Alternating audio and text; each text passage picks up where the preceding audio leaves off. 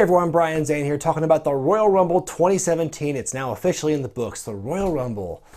The Royal Rumble. Lots of complicated things to think through here. Let's get started. First of all, the pre-show. Sorry folks, I was a naughty boy. I did not watch the opening match, the six-woman tag between Alexa Bliss, Natalya, and Mickie James versus Naomi, Becky Lynch, and Nikki Bella. I spaced on that one. I did read the results though to see what happened. I saw that Naomi hit Alexa Bliss, the champion, with a split-legged moonsault to win the match for the team. Very interesting. I was very surprised that the heels would lose. Like I said in my predictions video, to have this new alliance of Bliss and James already have this loss, to me, seems kind of counterproductive. I'm curious just in general as to how long that union will last before Mickie James does her own thing in singles competition within the women's division.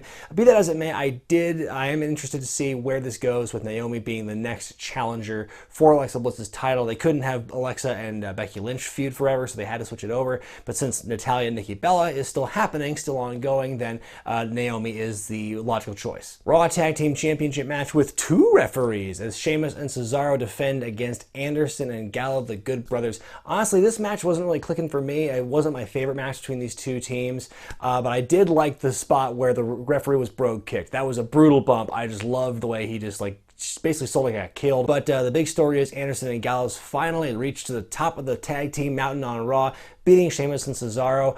Hate to see the title reign between Sheamus and Cesaro end as soon as it did. I think there's still a lot of mileage left to be had in that team now that they finally found their footing and are brothers now and everything. They have that bond.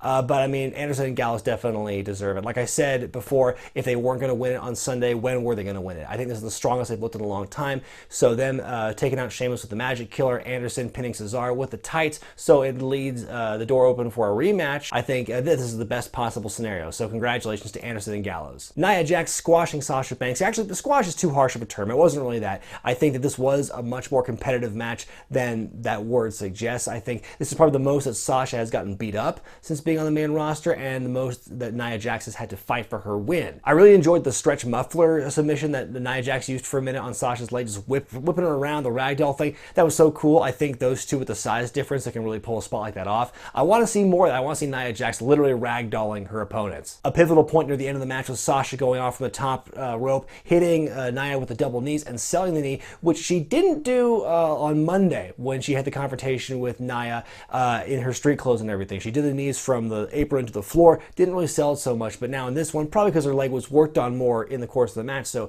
it was more weakened, but she definitely sold it this time, and that ultimately led Nia to recover and defeat Sasha Banks, and there you have it. The pay-per-view officially opened up with a Raw Women's Championship match, Charlotte defending against Bayley in singles action. I thought this was a really solid match. I told a really good story. Like I said, the build up to this finally hitting its stride with the whole fan versus privilege thing, the fan versus the elite thing. That was kind of cool, outside looking in sort of dynamic there.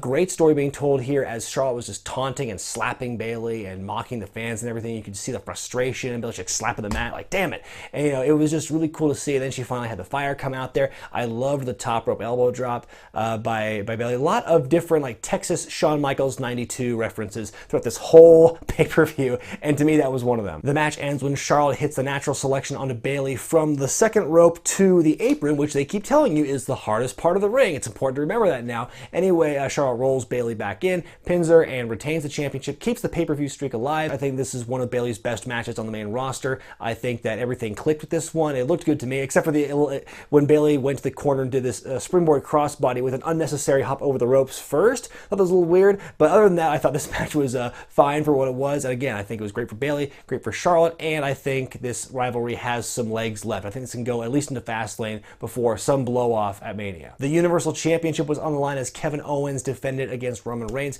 with Chris Jericho suspended above the ring in the old shark cage. Folks, this was a no DQ match, and because the rivalry these guys have had before this, that means no wrestling was had in this match. There were no holds, there was no headlocks, nothing. It was all just brawling from the beginning. I loved it. I loved the top rope frog splash onto Roman through the table on the outside. Jesus, what a spot was that. I loved the chair pyramid that Kevin Owens built, and I love the fact they milked it. They didn't go to it right away. They spent pretty much that was in the first third of the match when Kevin Owens built the chair pyramid, and it wasn't until the very end when Roman finally used it and Superman punched Owens off the second rope into the chair pyramid. That was just a brutal looking spot. That looked nasty to take. But before that happened, we got to talk about this because this is very important. Remember, I've been saying for weeks how the shark cage was going to be completely ineffective in stopping Chris Jericho from interfering in this match. Sure enough, he takes out Brass Knuckles, he drops him to Kevin Owens, and what did Jay Biggs say on Friday? Have we ever seen a Superman punch with brass knuckles before? Ooh. Boom, called it. Kevin Owens hits Roman Reigns with the Superman punch with the brass knuckles. Roman Reigns kicked out. Wow. Somewhere in the back, I bet William Regal was kind of pissed. So anyway, after the big tumble by Owens onto the big pyramid of chairs, Roman Reigns looks to have this to the bag. He's setting up for the finisher. But who comes out but Braun Strowman? Not Seth Rollins, like a lot of people were predicting, and I'll talk about that later in this review. But Strowman comes out, beats up Roman Reigns, costs him the match. Kevin Owens retains. Cruiserweight Championship on the line as Rich Swann defended against Neville. I have to say, going into this match, I didn't have the greatest of expectations for it, but after watching it, I was really impressed. I think it really exceeded all my expectations. And ultimately, I would have to say this was probably my favorite cruiserweight match in WWE since the division was created. You know Neville's a huge heel not only when they take away his flying finish with the red arrow, they also make him work a very slow pace. He worked so slow and applied so many like chin locks and rest holds here, and you could tell the crowd was hating it. Like, I want cruiserweight action, give me flip-de-doos, and Neville was having none of it. He was kind of the anti-cruiserweight. I thought it was great. The only time he ever went to the top rope to hit something on the offensive, he was met with a super kick by Rich Swann. Some great high-flying offense by Rich Swann in his comeback after the super kick. I love the springboard 450 tumbleweed, I think Corey Graves called it. But the match ends when Neville hits a superplex on a Rich Swann, follows up with the Rings of Saturn, really cranks on it, really wrenches back on that, and Swann taps out. And I feel like except for when Swann won it, every Cruiserweight Championship has been decided in this last year by submission. Neville is your new Cruiserweight Champion. He's been crowned as the king of the Cruiserweights. The WWE Championship on the line as AJ Styles defended against John Cena, and right off the bat, I do have to say that this match is probably an early contender for match of the year. I still think it has a lot to go before it matches the intensity and the drama of Omega Okada from Wrestle Kingdom 11, but I still think early on in the year, it does rank up there. From start to finish, I really enjoyed this match. I thought this was one of the better encounters I've seen from these two guys who have very much delivered over the past year or so. The first time Styles kicked out of the attitude adjustment, you could see this look in Cena's face like he was looking to try and kill somebody. Like he came out running with the lariat and everything.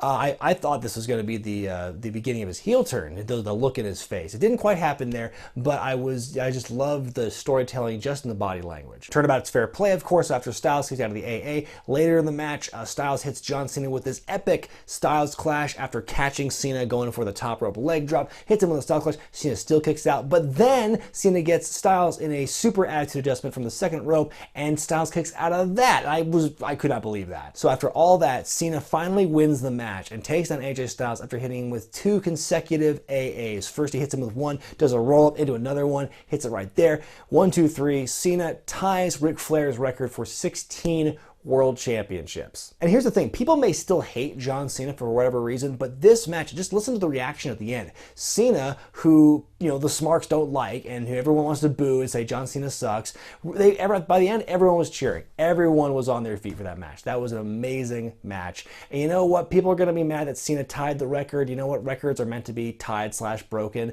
I didn't think it was that big a deal. People are going to be mad because Cena won. It took 4 attitude adjustments, one of them from the second rope, to take down AJ Styles, the champion. If that is not booking somebody strong in defeat, I don't know what is. And honestly, anyone at this point who's still crapping on John Cena, just stop, because I think this match really should have silenced the haters. Finally, the Royal Rumble match itself, the most hyped and most anticipated, most ballyhooed Royal Rumble match in what seemed like years. Even I was into the hype before tonight, and well, let's just see what went down. I have my notes here. I'm just going to read off and just give some highlights. Numbers 1 and 2 were Big Cass and Chris Jericho. My man, my pick to win the whole enchilada. Things went along until number 5. Jack Gallagher came out. He was pretty much the comedy relief of this match in the whole Royal Rumble. Basically, he was there for a bit doing some umbrella spots. He was eliminated by Mark Henry, holding on to the umbrella as he flew out. I thought it was hilarious. I wish it would have worked in like a cartoon where he holds on and just gently floats down. Like, doo, doo, doo. Sami Zayn at number 8. It was funny because earlier in the show they did this whole thing where like they were drawn as their numbers, and like everyone predicted, I swear, Twitter blew up, oh god, Sami's gonna get number 1. Everyone was kind of predicting it was gonna happen because of the way he's treated, but he drew number 8. He comes out here and he actually, yeah, like I think a lot of people predicted, including myself, I think that he was really kind of the Iron Man of the whole thing. He and Jericho, but Sami definitely did more work in the match because Jericho was spent half the match powdering out. So Sami was definitely the workhorse of this Rumble match, and I thought he did great. Ty Dillinger at number 10. everyone can go home now because their greatest wish finally came true. Ty Dillinger comes out. He was really the only surprise, yet not surprise, of the whole Rumble match, and that's all we got. James Ellsworth comes in at number 11. I loved the pants that Carmelo was wearing with the Ellsworth face all over them. That was hilarious. Then Ambrose comes out at number 12. Nice callback to TLC and the payback for Ambrose to James Ellsworth, basically throwing him to the wolves. Braun Strowman picks him up, throws him out, and holy Jesus, that bump that Ellsworth took right on the hip. Like, oh my God, that was the scariest looking thing I've ever seen. I really hope he's okay after that. Mixed feelings on Braun Strowman and Baron Corbin because I really predicted the two of them to do very well in the Rumble match. Strowman, I think, did better overall. I think when he first came out, he just killed a whole bunch of people, eliminated tons of people. He looked very strong. Then he was eliminated by Corbin, and Corbin, other than that, didn't do much for himself, I felt, in this match. He was there for a bit, but ultimately I think his contribution wasn't nearly as impactful as Strowman's. Rusev comes out at number 18 with a face guard. Apparently he had his nose broken on Monday, which was the same night he debuted. Handsome Rusev. God, I wonder if they're going to do like a damaged Rusev, kind of like they did with Cody Rhodes. The New Day looked really strong in this. You know, they say every man for themselves, but there was no real dissension between the three of those. Those three pretty much all worked together for the entire duration. Those three were in for the Rumble match. I love the callback to the Xavier Woods, Bray Wyatt stuff they had going on when the Wyatts and the New Day feuded last summer. Randy Orton at number 23. It was an RKO fest. I mean, usually every wrestler who comes in, these days the Rumble, the way they have it, the formula set up is that someone runs in and they get like one spot in. But Randy Orton, of course, RKOs everyone in sight, catches Sami Zayn off the crossbody from the top into an RKO. That was brilliant stuff. Dolph Ziggler comes out at number 24. And by this point, you do the math in your head and you figure out who hasn't come out yet that's scheduled to be out there. And you start to think, I wonder if we're going to get any more surprise entrants. Brock Lesnar comes out at 26, kills everyone in sight, suplexes aplenty. Enzo comes out at 27. He is needlessly put into the match to get destroyed by Brock Lesnar. Number 28, Goldberg comes out and eliminates Brock Lesnar, hits him with one spear, tosses him out. Like, what on earth is going on? Like, I did not expect it to be so one-sided again, especially not in Goldberg's favor. Wow. At WrestleMania, Lesnar is going to have to murder Goldberg to get his heat back. Because at this point, clearly they're showing that Goldberg has Lesnar's number. Goldberg's in Lesnar's head. How are they going to come back from this? This is how you come back from that. WrestleMania, you have the match, and it's got to be just as one-sided as it was the Survivor Series and it was the Royal Rumble. And you have Lesnar destroy Goldberg and just put him out of his misery. That's how you end this. The Undertaker comes out at number 29, which is a big thing because, oh my God, you think number 30, it's going to have to be a huge deal to follow up The Undertaker and Goldberg and Lesnar. Taker eliminates Goldberg right away. So finally, number 30, who's it going to be? Who's the big star who's going to come out at number 30? It's Roman Reigns. And immediately, I wasn't pissed, but I was just kind of disappointed and confused.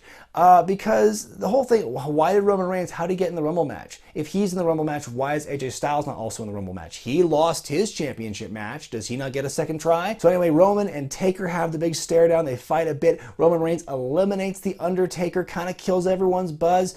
He eliminates Chris Jericho. My man, my pick to win it all. Oh my God, poor Chris Jericho. He was eliminated, which in a way I thought, I was kind of upset because, I was really hoping for Jericho to win the whole thing. But at the same time, I was like, well, it's kind of a good thing because, I mean, he was doing the whole thing where he was powdering a lot of the time. He wasn't really doing it. So I think a lot of people are thinking, oh, he's going to play chicken for the most of the match, then come back in the opportune times and eliminate people to win the whole thing, which is kind of a cliche. So they kind of busted that cliche at the same time. So I'm mad that Jericho was eliminated. At the same time, like, well, at least they were a little unpredictable in that way. The final three were Roman Reigns, Bray Wyatt, and Randy Orton. Roman Reigns eliminates Bray Wyatt, and for a split second, you think you have the Royal Rumble from 2015 all over again. There's going to be riots in the streets, and women and children are going to be crying. But no, Randy Orton catches Roman Reigns' spear with an RKO, throws him out, and Randy Orton wins the 2017 Royal Rumble, winning it for the second time in his career. And that was it. That was the Royal Rumble match. There was no Balor, there was no Joe, there was no Angle, don't you know? There wasn't even JBL, and at the end, a lot of fans said, what the hell? I don't think this was a bad Rumble match. I don't think it was the best ever either, but I'm not going to come out here and say, oh, the Rumble match sucked because there was no Finn Balor and there was no Samoa Joe, and where are all the surprise entrants we were promised, not promised, and Roman Reigns almost won it, which made me briefly upset. I do think a lot of the build for this match was built around Goldberg, Lesnar, Taker, and it was all backloaded to the the very, very end. It wasn't spread out, I think, well enough, in my opinion. I think the first 2/3 of this whole show, this whole match, was, focus on the current roster. Then here are all these part-timers that come out, and then they just kind of took their spot. Everyone took a nap on the sides of the ring. Everyone was selling while these 3 to 4 individuals got their shit in. I think everything else going on in the Rumble match, especially the first 2/3 of it, I thought there was a lot of great work from a lot of people. I think there were a lot of good narratives told throughout the Rumble match itself. There were some low points. There was like the first few people after Jericho and Cass was just kind of, okay, why are these people here? But I do think after that, things did pick up considerably in the storytelling department. I think Sami Zayn looked great. Jericho looked like the chicken shit heel that I knew he'd be. I thought he was great. Strowman looked very strong. I am curious of what they're going to do with Roman Reigns now at Mania, because, he got screwed out of the Universal title match by Braun Strowman earlier in the night, and then he eliminated The Undertaker, and they had this very blatant hit you over the head foreshadowing to stare down the WrestleMania sign looming over the shoulder of The Undertaker. So, what's his Mania match going to be? Is Strowman just going to be a placeholder for Roman leading to Fastlane before Mania? I'm curious to how that's going to build and how it's going to play out. I'm sure people are going to be disappointed that there wasn't really any development with the Seth Rollins storyline at the Rumble pay-per-view. I think it was fine because it was all addressed at TakeOver, which I think actually helped add to TakeOver and make that a more fun show, was the unpredictability of Rollins coming out there, having the brief stare down with him and Triple H, the fight with security. That was great. I don't think they needed to rehash that outside of just showing the highlights from it at the Rumble pay-per-view. I didn't need to see more Seth Rollins involved. I did think it was just kind of funny that they said, oh, he's banned from the arena, and they stuck to it. Because how many times have you heard so-and-so is banned from the arena and they show up anyway? So I'm kind of surprised they didn't do a little bit more on that, but I think what they did at TakeOver and telling the story there was adequate. And so Orton becoming the number 1 contender, he wins the Rumble match. Where do we go from here? I saw a lot of people speculating that maybe at Elimination Chamber, Bray Wyatt wins the title, and then you have the final Wyatt-Orton showdown building up from last year when they had their feud in the summer and fall, building up, and then finally they were a team. We saw the disillusion with Luke Harper decking Bray Wyatt, almost hitting Wyatt with Sister Abigail before Orton made the save. So Orton was not the first or second or third or fourth choice I even had for winning the Rumble, but I think this is also tells a very interesting story, because just in the broader sense of things, because Raw may have the more overall star power and they have more focus on it. It's the flagship show, but between the Survivor Series and the Royal Rumble, SmackDown has looked very dominant, because in Survivor Series, Team SmackDown won the 5-on-5 men's singles, and then in here, the Royal Rumble match, a SmackDown guy won it. So even though Raw does get more of the better treatment between the two brands, I do think that SmackDown is looking very strong in these inter-brand pay-per-views. So those are my thoughts on this year's Royal Rumble pay-per-view. Overall, my grade would have to be like a B-. I think if you just look at the proper card itself, not including the pre-show, I think every match really delivered. I really enjoyed Kevin Owens, Roman Reigns. I thought the Cruiserweight match especially over-delivered. I thought it totally exceeded my expectations, so it was kind of a little hidden gem. Styles and Cena, what can I say? It stole the show. It was clearly the match of the night. The Rumble match was strong in places, but by the end, I think it got a little too crazy and a little too much focus on the old-timers and the part-timers. I really think this should have been a 40-man Rumble this year, honestly, because you saw the number of people who were just left out of the match entirely, and other people who were like, why are they there? But I think if you had a 40-man Royal Rumble, I think you would have got a lot more people, because now that the rosters are so big now, between the Cruiserweights and the UK guys and Raw and SmackDown, it would make sense, and you wouldn't have left out, American Alpha, for example. But anyway, yeah, the Rumble match itself was like, the finish, I think it was saved, because I think everyone was freaking out it was going to be Roman Reigns, but then at the end, and there was no Joe, there was no Balor. Again, it would have been icing on the cake, but it didn't make or break the match to me. So yeah, overall, my grade for the Rumble pay-per-view as a whole, B-. Let me know what you thought about the Rumble pay-per-view, the match itself, where you think the key players in the Rumble match are going to go from here, and as well, Kevin Owens and AJ Styles, where are those guys going to end up in the grand scheme of things? Let me know in the comment section below. Be sure to thumbs up this video if you like it, subscribe to Wrestling with Regret, and buy the t-shirts at ProWrestlingTees.com. And hey folks, this Thursday, this is the XFL. I'm Brian Zane, and I'll see you next time.